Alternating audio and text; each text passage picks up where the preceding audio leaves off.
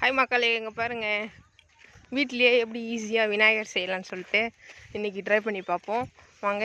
அதுக்கு ஃபஸ்ட்டு தேவையானது மண், களிமண். அது இப்போ எங்கே எடுக்க போகிறோன்னு பார்த்தீங்கன்னா இந்த ஏரி உள்ளே தான் தேட போகிறோம் மண். பாருங்கள், இப்போ இதில் வந்து சிறக்காமடை விட போகிறோம் நாங்கள். சர்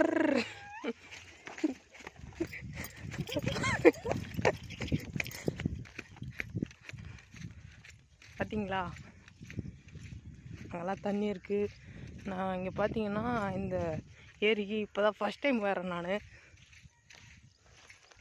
பாருங்கள், பார்க் கிடக்குது, தண்ணி இருக்குது, மாடு இருக்குது,